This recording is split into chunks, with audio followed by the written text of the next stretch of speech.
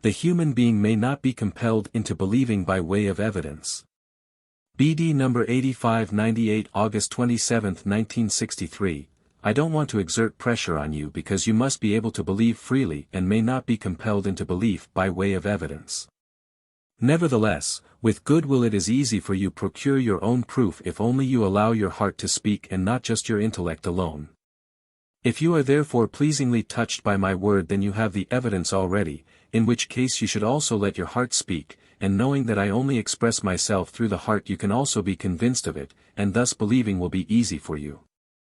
But I must let you keep this freedom. This is why you will never be able to produce 100% proof that you are addressed by the Father directly, and yet, the evidence will be within yourselves, and with good will you can have inner conviction.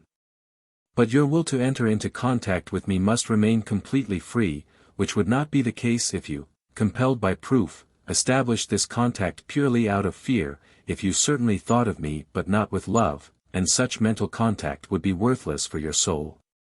Therefore it must also be possible for you to reject my word because you doubt that it is my word.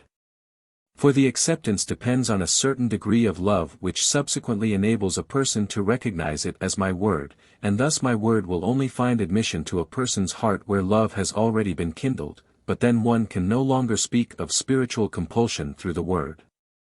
Yet where there is insufficient love, the word is not conclusive enough to be nevertheless accepted.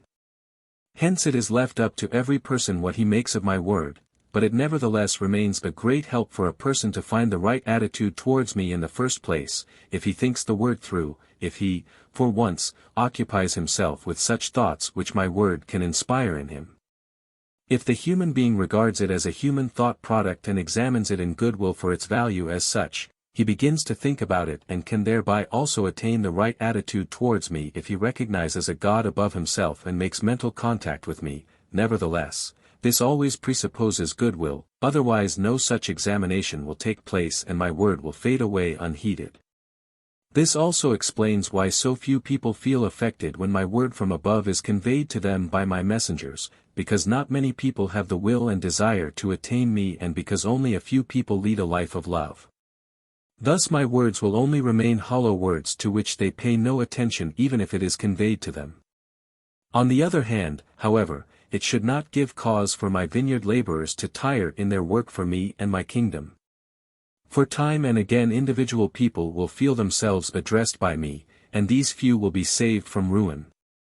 And for the sake of these few I will still delay my judgment which, according to people's spiritual state, would be long overdue already, but I will not divert from the day I have designated for the end from the start. Until the end, souls will still repeatedly be found which will detach themselves from my adversaries' chains, to whom I can still speak in the last hour and who will also be so affected by my word that they will change and grant me their will.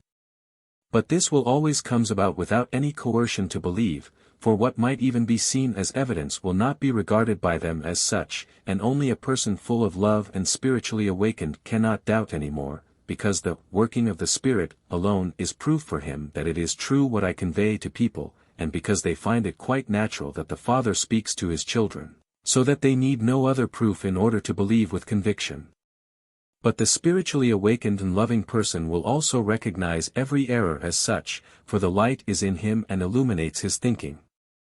Nor will he allow himself to be deceived by wrong spiritual knowledge which originates as deceptive light from my adversary, who would always like to work in the same setting and will also dazzle those again who have no real bond with me and are therefore easily taken in by my opponent if they don't defend themselves against his influence with a strong desire for truth.